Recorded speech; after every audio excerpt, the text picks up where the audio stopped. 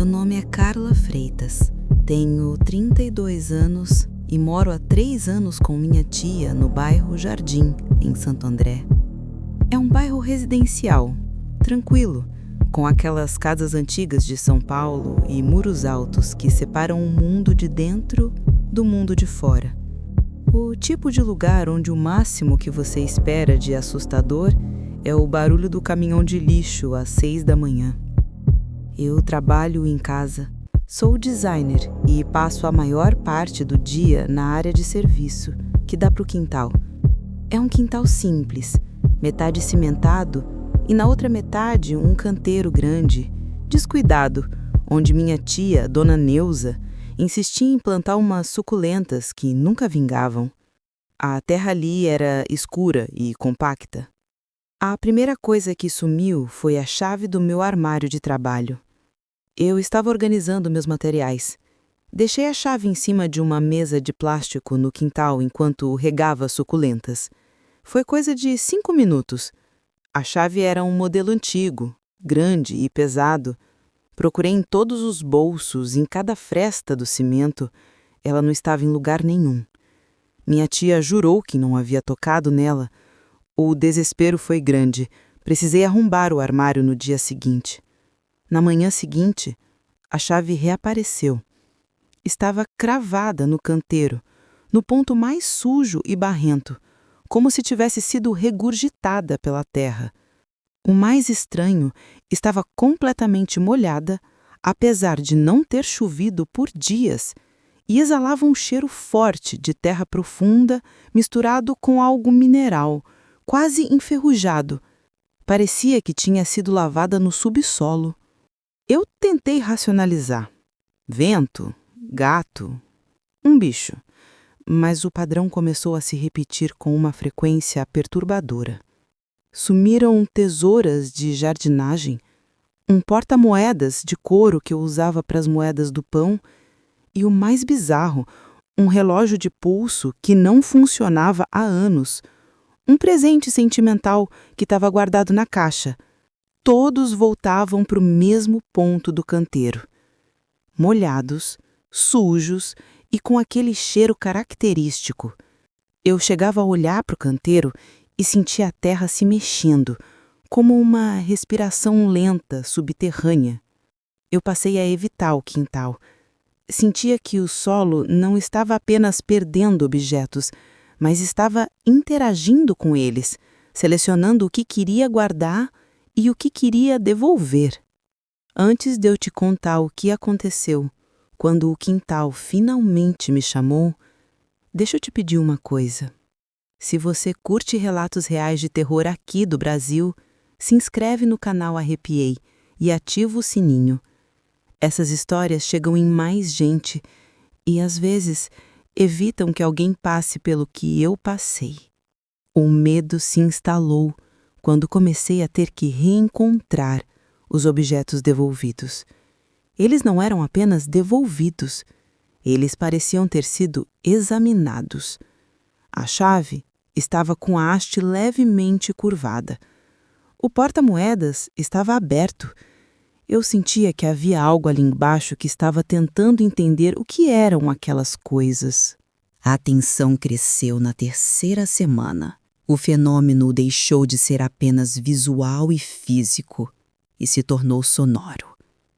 Foi numa noite de terça-feira. Eu estava na área de serviço, trabalhando até tarde, e minha tia já estava dormindo.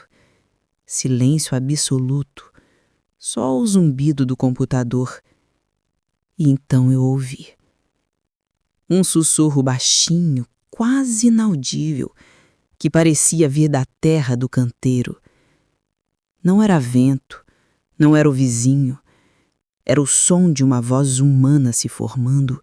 Parecia um nome sendo chamado, sempre incompleto, sempre se desfazendo no ar.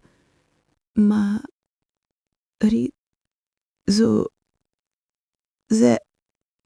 O som era abafado, como se a pessoa tivesse com a boca cheia de terra.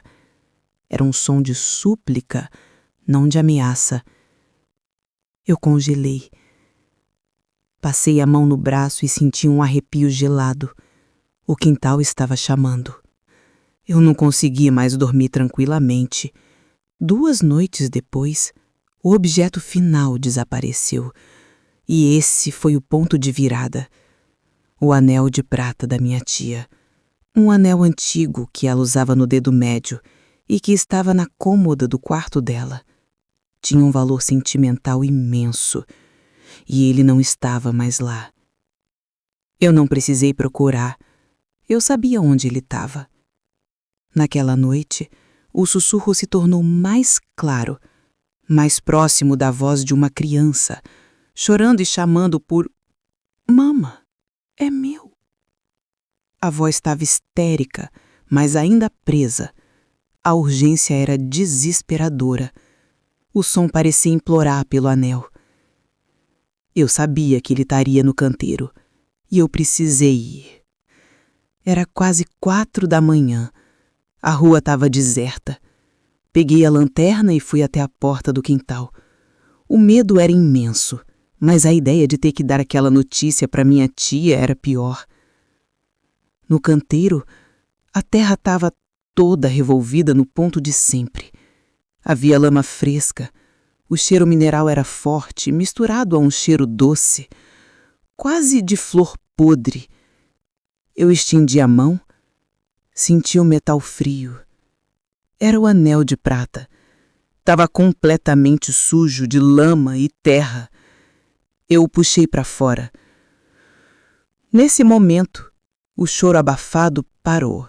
Um silêncio súbito e total. Eu estava com o anel na mão, coberto de barro e terra. A lanterna de LED potente o atingiu. O metal, apesar da sujeira, brilhou com tanta intensidade que refletiu a luz diretamente no muro branco ao fundo. O anel agiu como um espelho convexo, e naquele reflexo, por um instante minúsculo, eu não vi apenas o brilho da lanterna. Eu vi um rosto pequeno, pálido e distorcido, com os olhos arregalados de dor, suplicando. Não era um vulto, não era uma mancha, era o reflexo de alguém que estava presa na terra, alguém que havia perdido o anel. Eu gritei, um grito que engoli no último segundo. Larguei o anel na terra e corri para dentro, trancando a porta de correr da área de serviço. Passei o resto da madrugada na sala, olhando para a porta. No dia seguinte, o anel não estava mais lá, mas o canteiro estava liso. A terra parecia compactada, sem sinal de que tivesse sido revolvida. Apenas aquele cheiro mineral persistia. Hoje, quando olho para aquele quintal, sinto a terra fria e compacta e me pergunto se o que ficou preso ali está apenas esperando que eu deixe cair alguma coisa importante, algo que já foi dela, para tentar se ver de novo. E esse foi mais um relato vivido de uma das nossas seguidoras, a Carla, lá de Santo André. E aí, arrepiou? Eu com certeza arrepiei.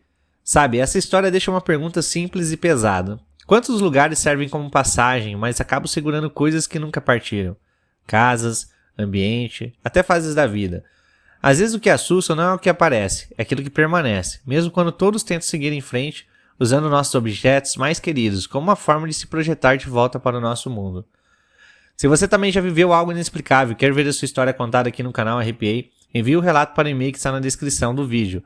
A gente lê todos com muita atenção e quem sabe você pode ter a sua história narrada aí. E se você curte histórias reais de terror, se inscreve no canal Arrepiei, ativa o sininho e eu te vejo no próximo relato. Se você tiver coragem, é claro.